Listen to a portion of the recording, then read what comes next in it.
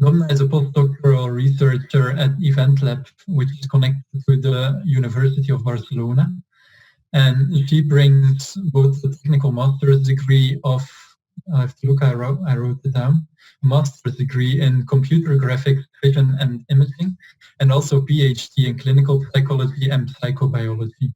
And all of this combined in one person. She has written a lot of research, which has won numerous awards, has been published in a lot of peer-reviewed scientific journals, and also been featured at international conferences and also in major media like BBC, The New Yorker, Psychology Today. And I've been told there is even a documentary about them covering her work.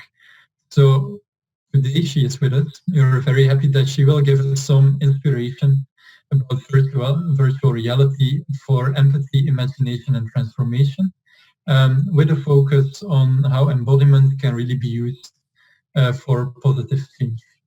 And now I will shut up and just give all the words and the floor to you, Domna. Hello, everyone. Thanks for the introduction, Thomas, and thank you all for having me here today.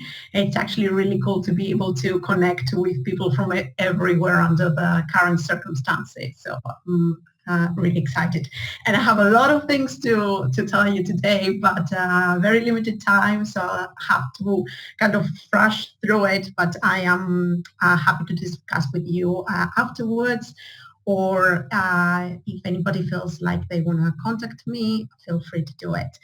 I'll go share my screen now. Just give me a second. All right. Optimized. And I think you should be able to see it. Is that correct? Yes, Thomas? we can see you. Yes. Okay, I'll just put in full. All right. Good. So I'm pretty sure that, well, most of you, if not everyone here today, have had an experience in immersive virtual reality before. And if you have gotten into this the whole concept of virtual reality, you're probably familiar with one of the main concepts of VR, which is that of presence, that was divided by Slater in 2009 in place illusion, the illusion that we have that we are actually in the environment depicted in virtual reality, even though we know for sure that this is not the case, and it's more of a perceptual illusion. And then the second is plausibility illusion, knowing that what is happening is really taking place, and it's more of a cognitive illusion.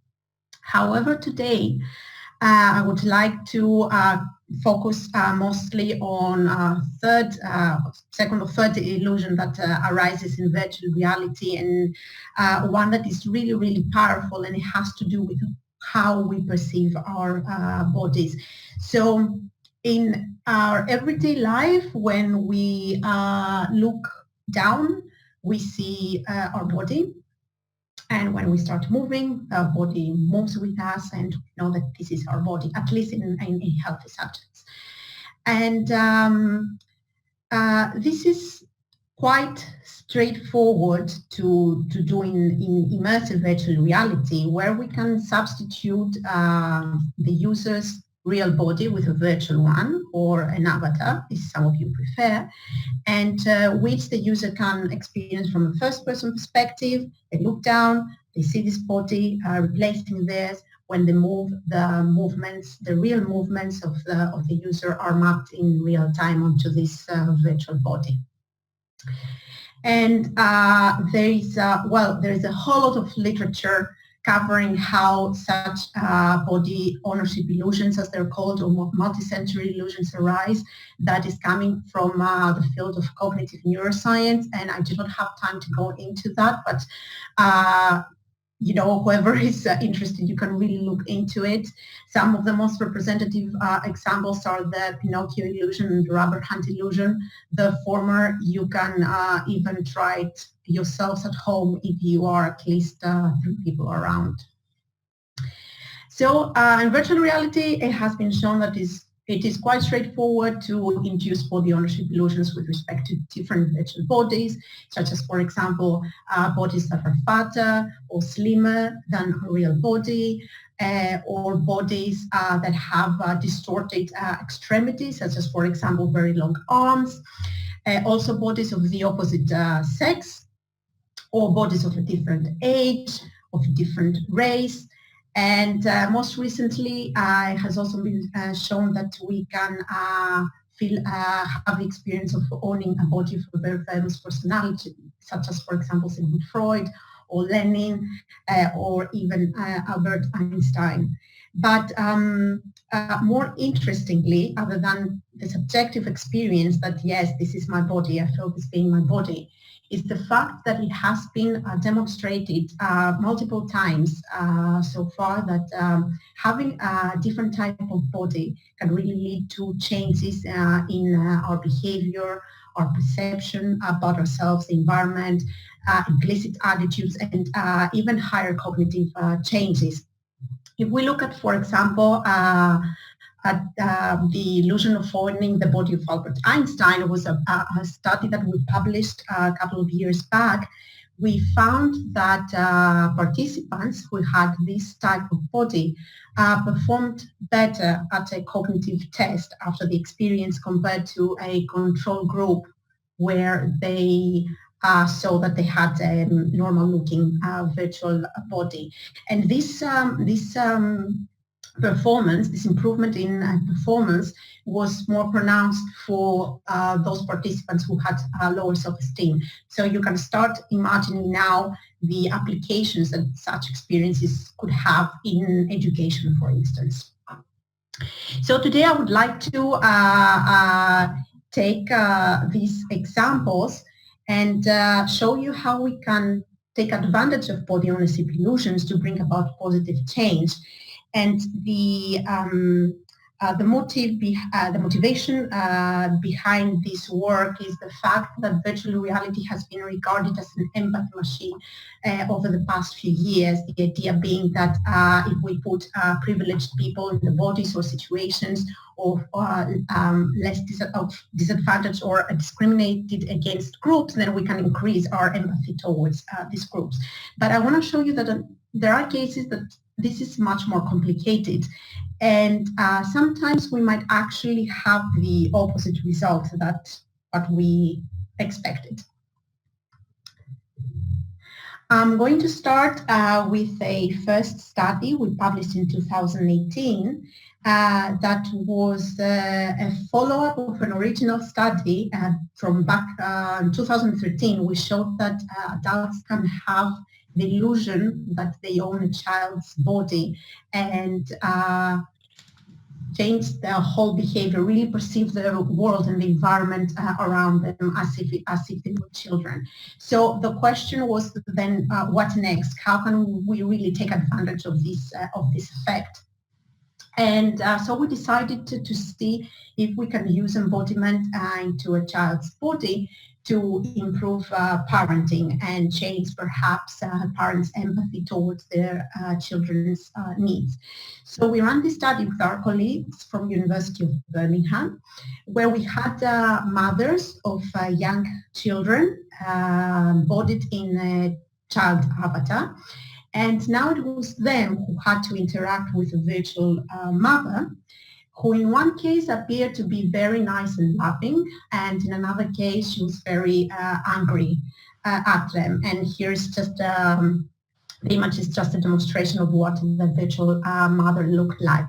And to demonstrate you better the experience, I'm going to play a video, and I hope you can all see it.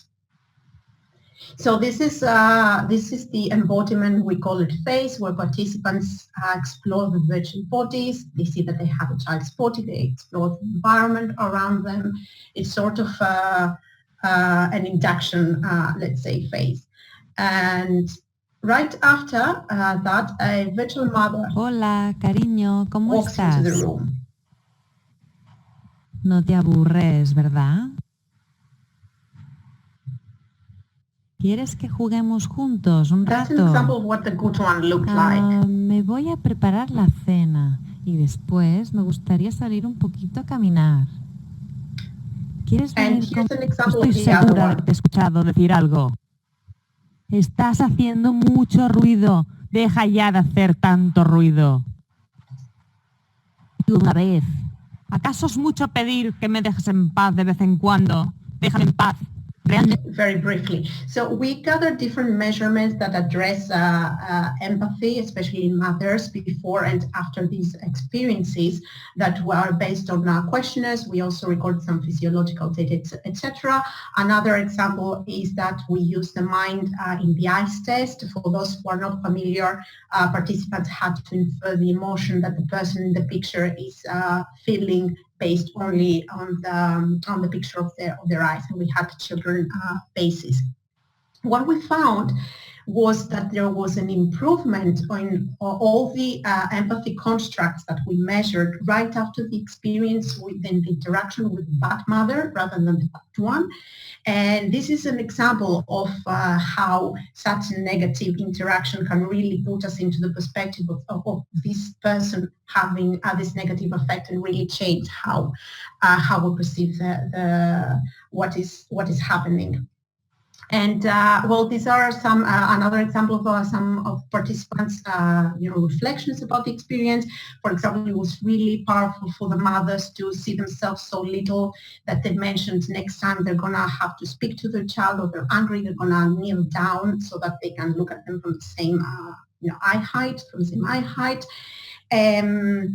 Participants reported that experiencing the negative mother was really dominating, so they would prefer to actually not do anything and just listen to her. They knew that there was no way of her listening back. So for those participants, because they had the two experiences in a counterbalanced order, those who experienced the bad mother first had a really hard time trusting the good one afterwards. They thought that she was going to explode at some point.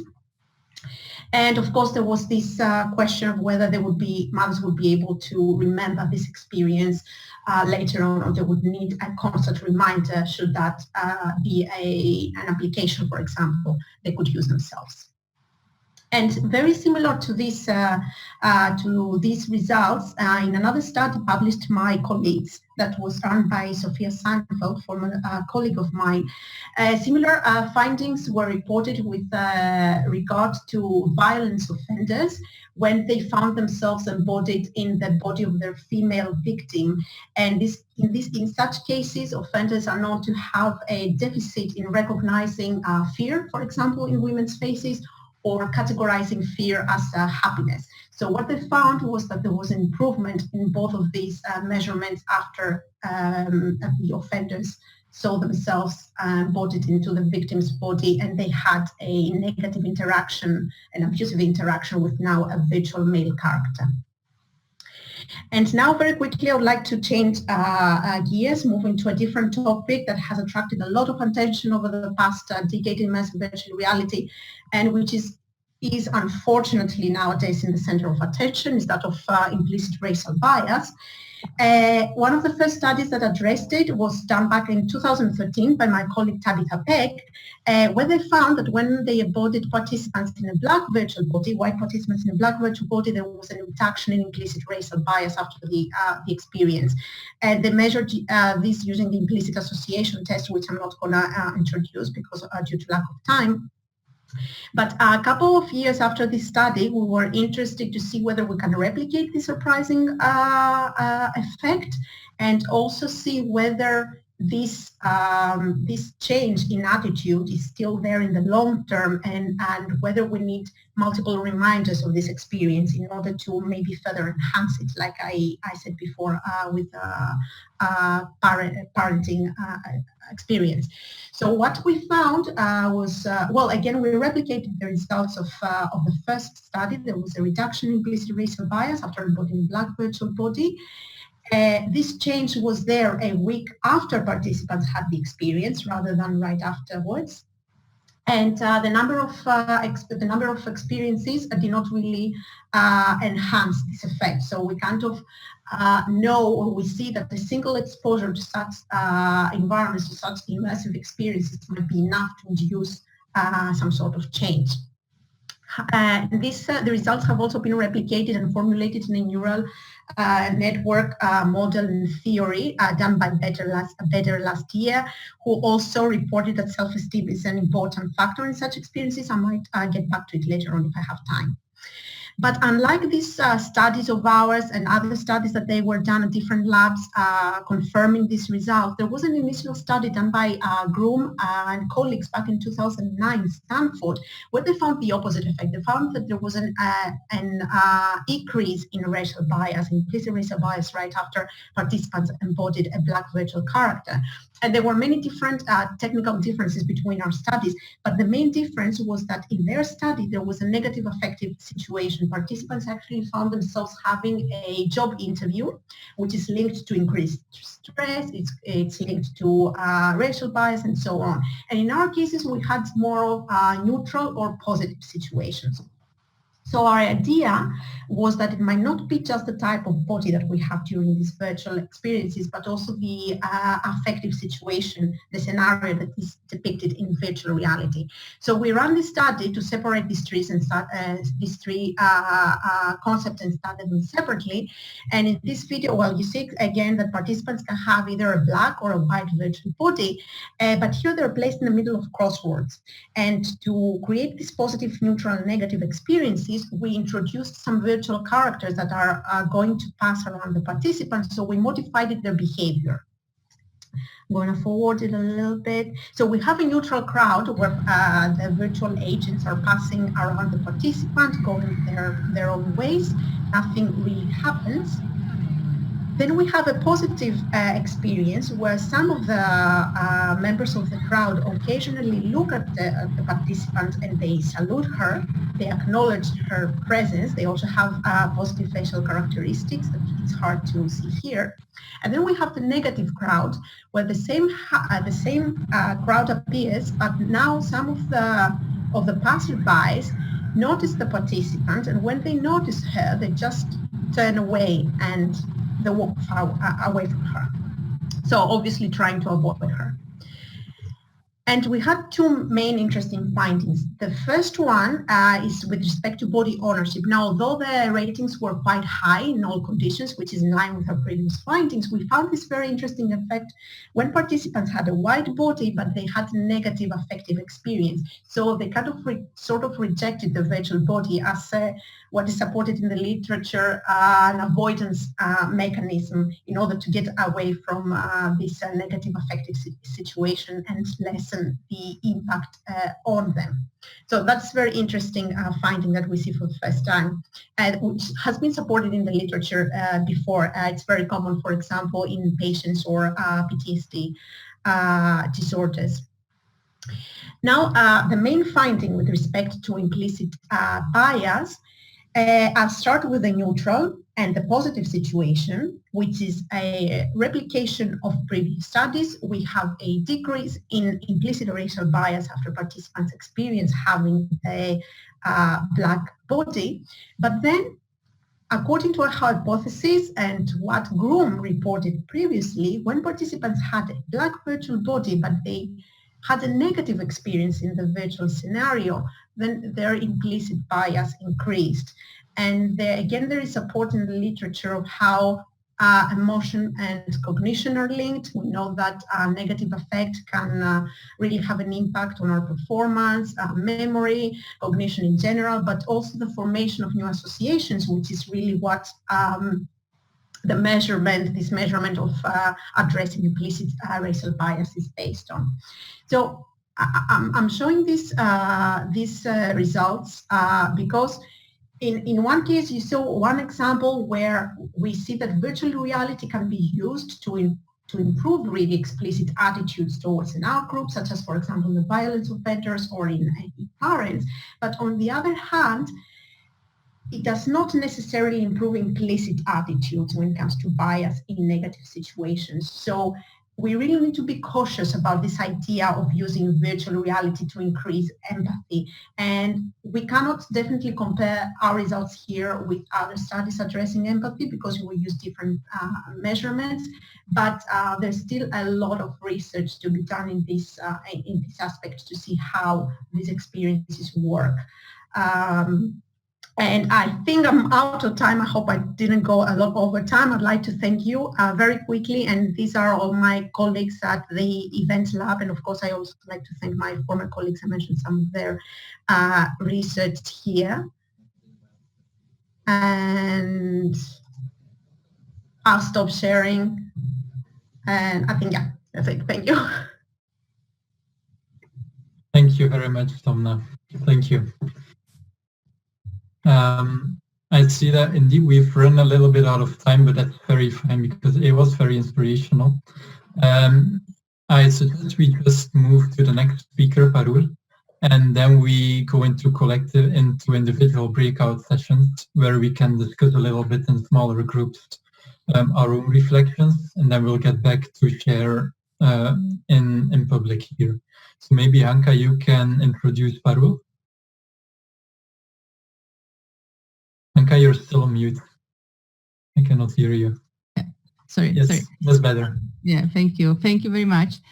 Thank you, Domna. It was a really interesting topic these days, and we can see how we can and which cases we cannot use or might not use the virtual reality.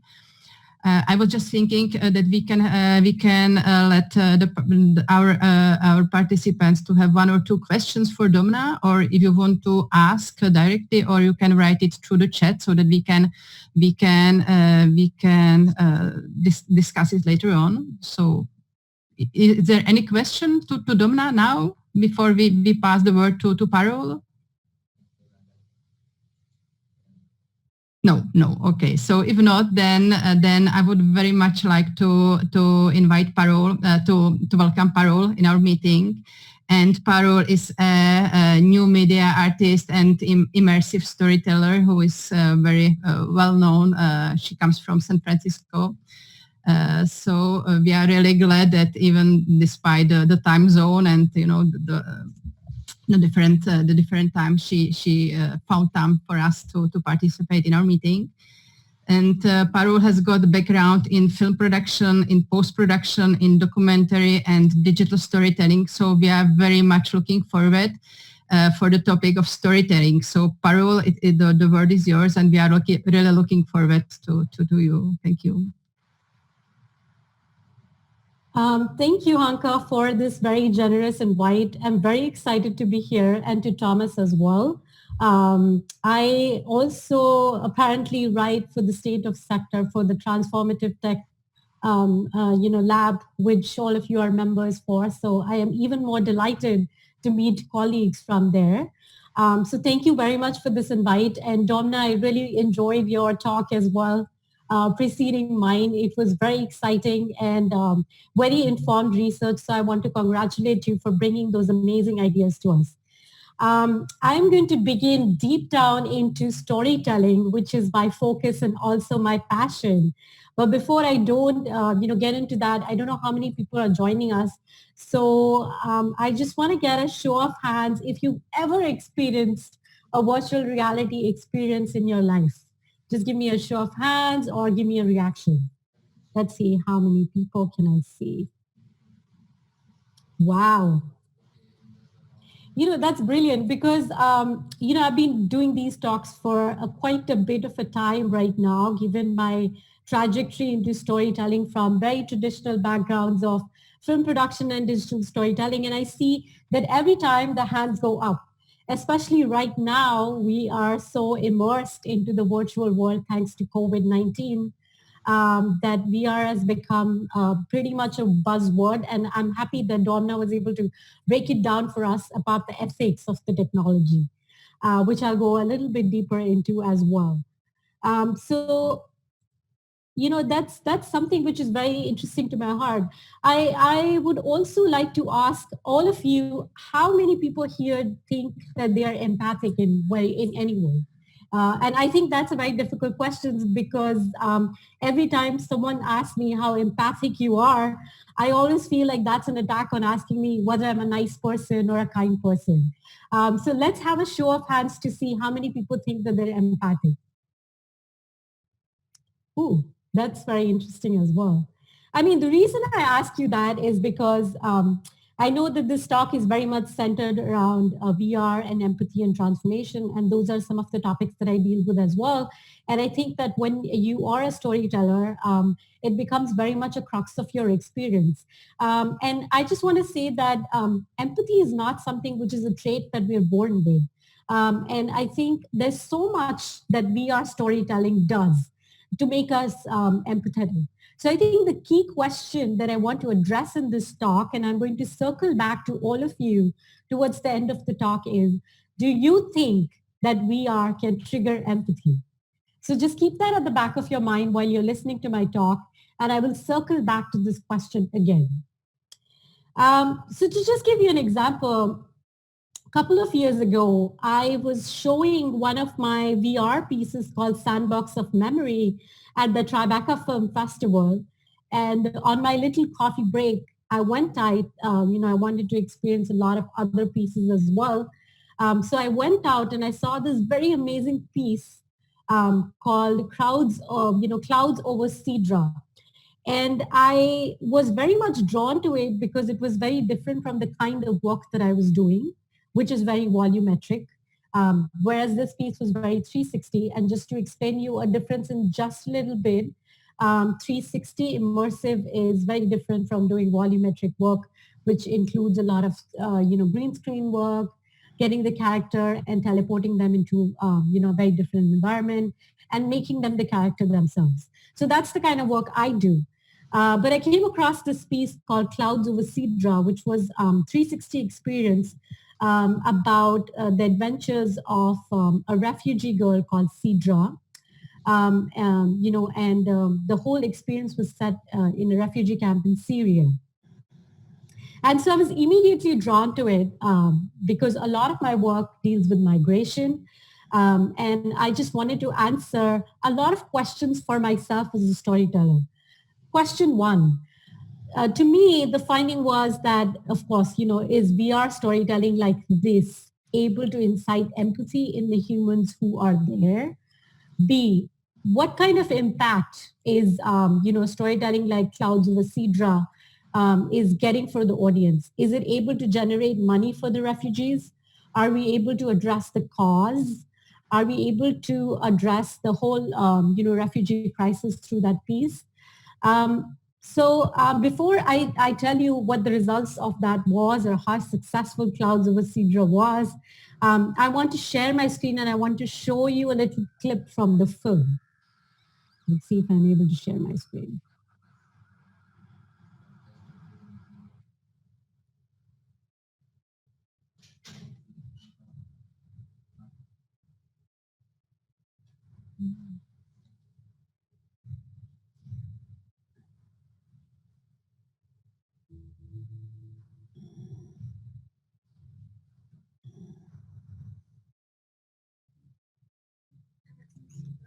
My name is Sidra.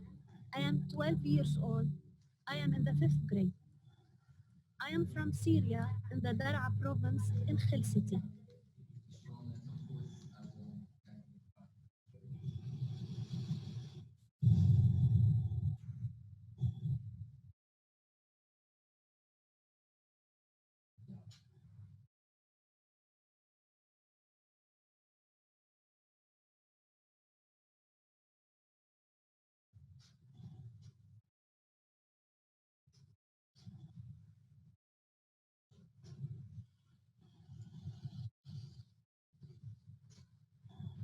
I apologize. I have no idea why it's doing this. Continue.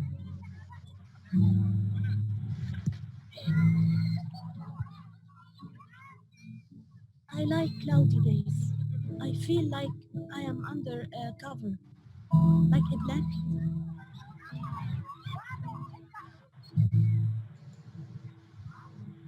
Our teachers sometimes pick students who do not raise their hands to answer. So everybody raises their hand, even if they do not know the answer. But I do my homework and I know the answer if she calls on me.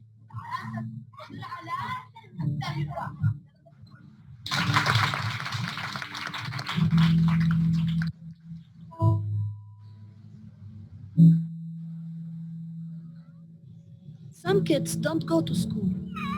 They want to wait until we are back home in Syria. I think it is silly to wait. How will they remember anything? And there is nothing better to do here anyway.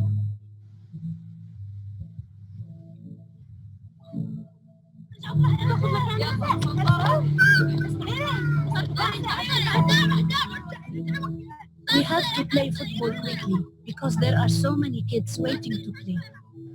Especially now. Unlike home, here in Zatari, girls can play football too. So I guess like you got an idea of what I was trying to say. The reason I wanted to show you that experience was just to experience, and it's kind of hard to do that in a 2D environment, just to see what it does when you go into an immersive 360 experience. There are a couple of things that happen. You teleport yourself to the very same scenario that the character is experiencing, and you tend to behave as the character. And a lot of interesting things happen in virtual reality storytelling as compared to 2D storytelling, is that in 2D storytelling, you as an audience has no control of what's happening around you, and you play a very passive observational role. Whereas in VR storytelling, you become, a part of the storytelling narrative, and your approach as an audience is very participatory. So as a director, it's very challenging for me because I have to let go of a lot of control and have to think about it in various ways that my audience would be or can experience something that I feel completely immersed in. The reason that a lot of things, can be conducive to doing VR storytelling as compared to 2D, you have to look at different experiences. Not every experience is meant for a VR experience, and not every experience is meant for a 2D experience. So, when you're sitting in that refugee camp, when you're looking at those people, you immediately feel all the experience and in fact, my immigrant life comes across as well. And that's pretty interesting because it triggers something in you, which is why VR can be a very intense experience. It can trigger a lot of feelings. It can trigger a lot of emotions. And at the same time, it can incite very strong actions from people. And again, circling back to Clouds over Sitra, this piece was able to gather millions of dollars for the refugees in Syria, simply by the fact that it was one of the very first few pieces done in immersive media. And the UN, supported this piece very much to have a social impact out of immersive storytelling. So just in the interest of time, I just want to say a couple of more things. The idea of teleporting is very strong, in VR, because you imagine yourself in the middle. And I think more so, it's important because in VR, it's more about where you want to go than what you want to watch. Like I said, that your role as an audience is very, very participatory. A couple of key takeaways, because I've been writing on the state of sector here from Silicon Valley as to where VR is going, whether it's content driven or not. So I just want to share a couple of my key takeaways as to where the industry is. I think that VR is solely driven on content. And, since 2017, we've reached a level where people are putting in a lot of money. There are billions of dollars that have been invested in virtual reality as a form of storytelling. And this kind of storytelling is not just made or used for filmmaking or social impact, like I just showed you, but also for enterprise storytelling, for telling brand stories, for telling, storytelling of various different brands, Adidas, Adobe, which I am an ambassador of as well. Within companies in Silicon Valley, there's a huge push to use VR as a medium of storytelling. to talk about, brands. But I think that the VR has been there before 2017 as well, technically as well as traditionally, because a lot of experiences have been made, but the headsets have been very clunky before that. Oculus has given such a huge breakthrough into the industry here, and I'd be curious to know what it is there in Europe as well. So the way it's experienced today is, it's a completely full embodied way, incorporating a lot of artificial intelligence elements, a lot of volumetric capture, and the experiences are very, very high fidelity using a lot of projection mapping, or, people can move into doing AR versions as well. And that opens up a lot of possibilities for brand storytelling beyond traditional, film storytelling. So I think that, if I've been mapping the state of the sector from 2017 to 2020, I believe that there is a lot of scope for VR in the entertainment and enterprise space. But let's talk about mass adoption. I see that there's a lot of money that's been invested, and key players in Silicon Valley have been using this apart from filmmakers and immersive storytellers like me. But what happens to mass adoption? How many people can you reach, and what is the kind of impact we're looking for? I think I don't have an answer to that, but what I can tell you is that for someone like me, mobile is a great way, or a pathway at least, to mass adoption in VR. And I think the reason I say that is because we are kind of in an infancy when it comes to storytelling, which means that we've reached a lot further than we were before in 2017. But there's a lot of work that needs to be done for mass adoption of VR. And I think if I have to talk about, VR narratives, I would say that, there are different genres that, for example, VR storytelling uses, you've got to think about what really works. So in my experience, for example, if I have to direct a piece which is very comic, I find it very hard to do comic timing because it obviously comes from the whole genre of theater. And it's very hard to implicate that in VR. Whereas if I was to direct in the genre of horror, it's very amazing because the intensity of the experience is so high that I'm able to tap on that audience very well.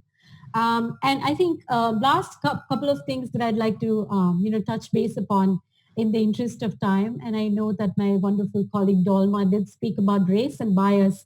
And there's so much work that's going on which needs to rightly be done, of course.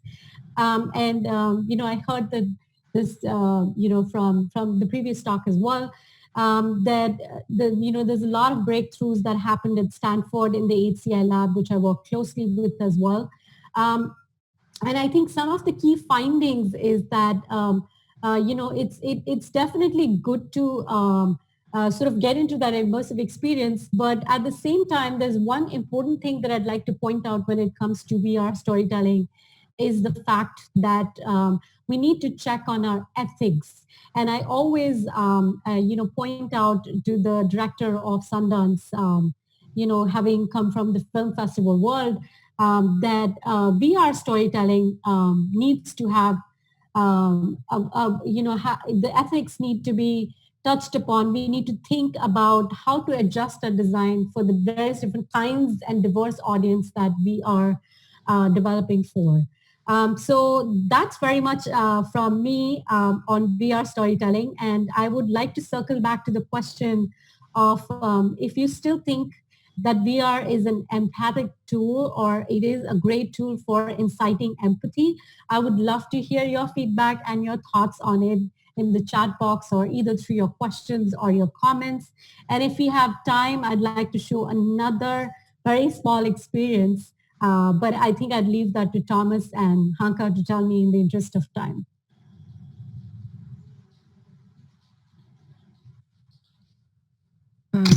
Thank you a lot, Parul, because this is really fascinating what we can do with VR and then how we can increase our through the stories, how we can increase the feelings and and the empathy and to live and to get experience better than observe the situation. So I'm thank you very much, because it went really deep, and we can talk really long hours about that. And it's really a pity that we have so little time for that. But we have a very nice question from Jose. So maybe Jose, would you like to ask both ladies, Domna and Parul, or shall I read it, or? Hello everyone, good to be here, and I'm being able to participate in this conversation, very timely.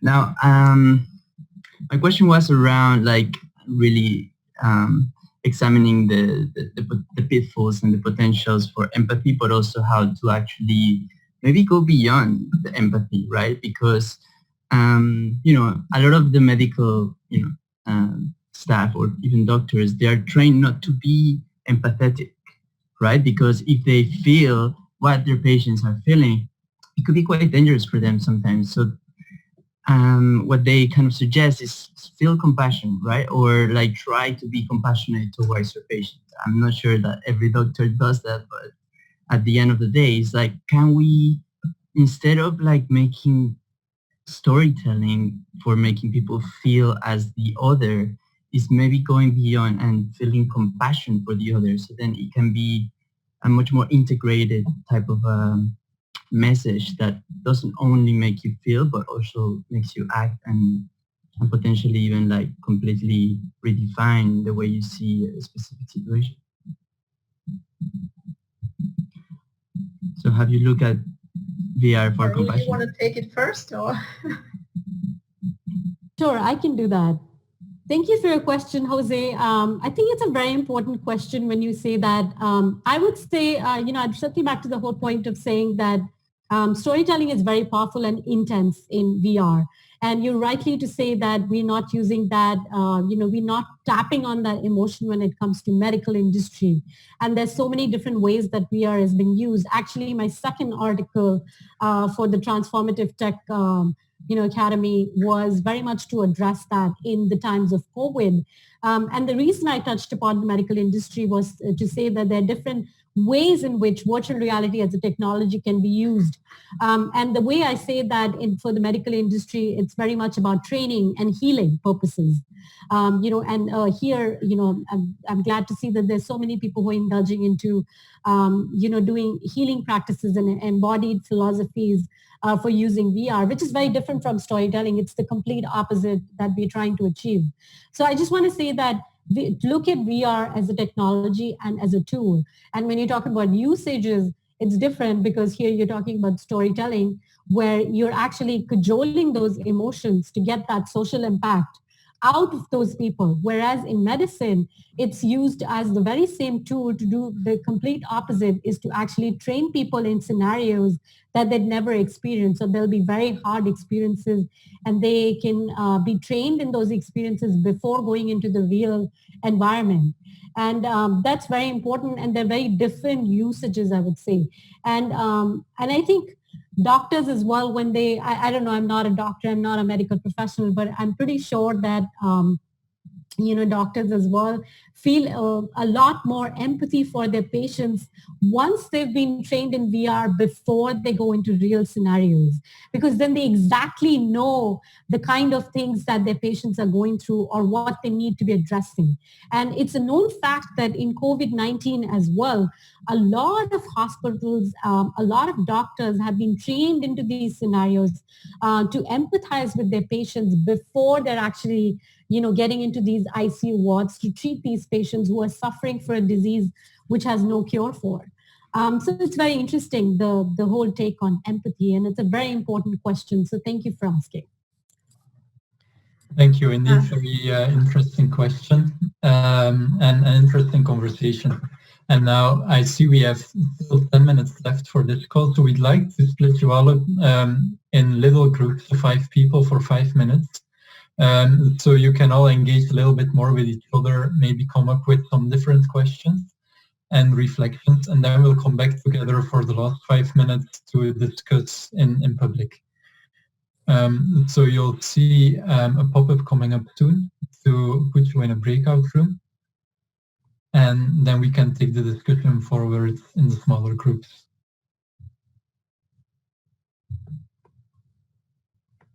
It can take a few seconds, so please, let's be patient.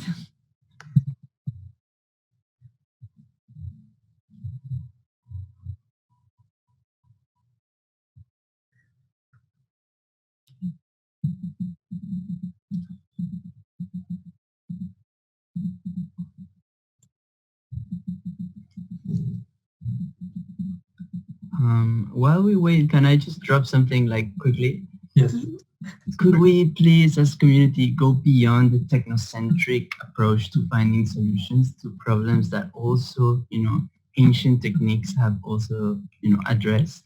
Because yes, VR can solve some of the things, but it's not really only VR, It's not about, I wouldn't say that it's about solving things. It's about being a tool to help traditional methods, take them a step further, especially when it comes to perspective taking. Okay, I'm not going to go into empathy because for me, empathy is it's a very general world and we use it to just address the masses, but it's just broken down to so many different pieces. And I think I agree with you, Jose. In some cases, it can go really bad, right? It can just create the opposite effect to what you wanted. So I'm not going to get into it. But even if you just look at perspective taking, it's what you said, there are traditional methods that have been used by psychologists for ages now. It's just that if you look at, just as a single example, like the empty chair, right? Psychologists use it to make you feel like really put you in the shoes of another person, start having a conversation with yourself, etc. It's just that for some people, this is really difficult to achieve, right? We do not all have the same imagination, and some people do suffer from not having imagination at all. Now, what virtual reality does is actually give you the scenario. You don't have to imagine anything anymore. It's just there. Just experience it. You live it. And I would say that it's not really a tool to replace anything that exists, but really make it maybe more effective. I agree. I would like to add something about what Jose said before, that I think it is a misconception about the definition of empathy, because you talk about the doctor feeling the same as the patient, so you don't want that because the doctor has to treat the patient, so they don't need, or it will be the opposite effect if they feel the same as their patients.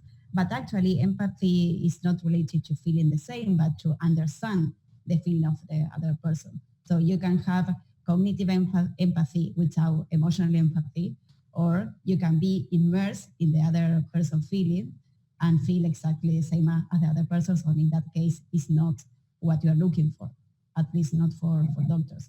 But I mean that you can feel empathy just understanding the feeling of the other person, but not feeling the same. Yeah, I agree completely. I just want to add that to Brenda. It was a great comment, and I think in the language of VR storytelling, we always say that you're stepping into the shoes of the other when you're saying that VR storytelling is empathetic. So it's a very great comment. Thank you for sharing. But does that really address the problem, as you said, Parul? Like, is it really as effective to be able to step into each other's shoes? Yes, that's a great thing. It's a step into understanding one another. But does that understanding lead you to feel compassion for the other, and then from a place of love, acting and to help or to address the problem? Or it's just like, yeah, I understand it, but actually VR is being explored about compassion, at least self-compassion. I'm sure that Domna knows it much better than me. But there is a way of, or a path that studies this aspect of compassion, especially in depressive patients. And as far as I know, it is working quite well. That you can feel compassion by yourself if you look at you in a third person perspective.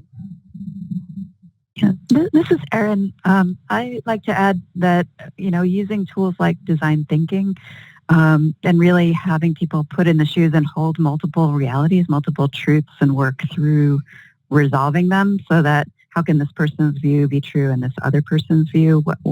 How do we create a higher level solution for something? That can help. It's not exactly feeling what they feel, but it does help them speak from the first person as that person. Really goes a long way.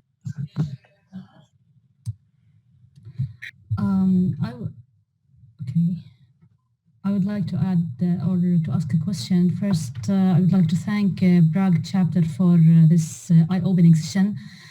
Thank you, Hannah, and other the other team. Yeah, I just want to ask for the first presentation. Where can I read more about the studies of VR on compassion, or is there something we can explore more? Any reference, or how can we explore more? You can about start this? by typing virtual reality and compassion on Google, and I'm sure you're going to find a ton of literature on Google Scholar. Yeah. Okay. Because it's very new to me. Many concept. groups. Yes. Yeah. Okay. I believe there's also a very nice compilation of webcasts of Mel Slater and the people that you're working with, Domna, on Frontiers or something. I've seen a few very interesting topics come there. We could include the link to this. Yeah, and actually you're talking about the seminars. Yes. And actually whoever is interested, because ethics was brought up by Parul, and it's a big thing, virtual reality from different points of view. Next week there's going to be a panel with great researchers on ethics and virtual reality. Whoever is interested, you can just watch it. It's going to be live streamed on YouTube, so everybody can watch it. Maybe you can share it. Yes, Thomas, and the link for everyone. Perfect. Will do.